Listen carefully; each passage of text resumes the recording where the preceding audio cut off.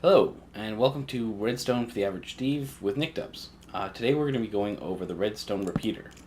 And this is a bit more of a complicated thing. You can do a lot more stuff with the repeater. And first off, we're just going to have a recap.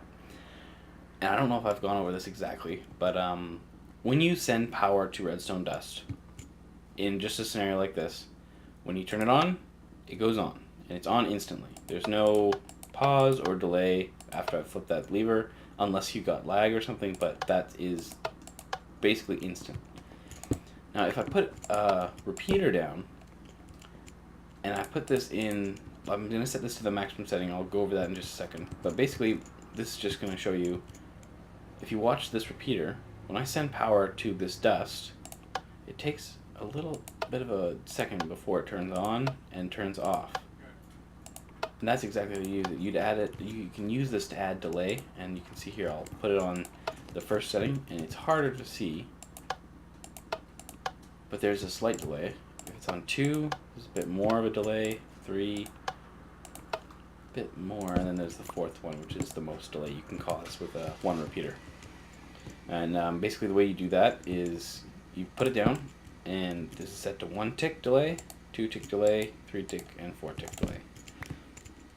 And the way you put it down is you have the direction that you want to power. So I want to power that lamp. You point at it, put it down, and then you can see there's a little arrow. It's a little bit hard to see as well, but you can see there's an arrow on this repeater pointing in the direction that you're sending the power. So if you have a lever over here, this is the input and that's the output. If I had this pointed in, let's say, this direction, I turn it on, wouldn't work. In that direction, wouldn't work. Okay, so like I said, you can go in all 4 directions, and you could only power it from the back end of this repeater here.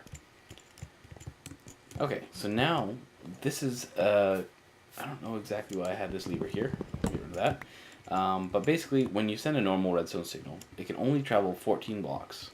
But with repeaters, exactly as the name says, you can actually send this signal longer. I'm just going to put this piece of wool here is just a marker for me. But right now, if I turn this on, I'm going to go out 14 blocks, and then you're going to see that we've stopped. The way you can tell that redstone signal's on is, yeah, it goes a bit more bright, but also there's particles being emitted from it. Also, if you put a light, oh yeah, I can't, that wouldn't work. But if I put a light, oh goodness, you can see the light's on, and the light's on because it's there. Gotta bring a pic to these. Sorry about this. If I put this here, it's not on. But if you want that signal to go longer, you just put a repeater down. And because this repeater is getting the last little bit of power that's at the last stretch of this signal, it's going to go another 14 blocks. So that's why it's called a redstone repeater, because it repeats the signal again. And the other thing that's different about the redstone repeater from normal redstone dust is that, okay, with redstone dust, you can power this block here. And if I power that block, that light's going to go on. The same thing, if I have a repeater pointed here, if I turn it on, that wool's getting powered, so this light's getting powered. The difference, though, is that if I turn this lever on and I power this block, it doesn't send the signal through the block. So if I had something over here, it wouldn't get powered by this. With the redstone repeater, however, if you turn it on, this redstone piece of dust also gets power. So you can actually send power through blocks with the redstone repeater. And that can get you really useful. Let's say you have a string of lights set up. If you turn this on, you can see they all go instantly on. And the only reason they go instantly on is because I have this redstone dust across the top.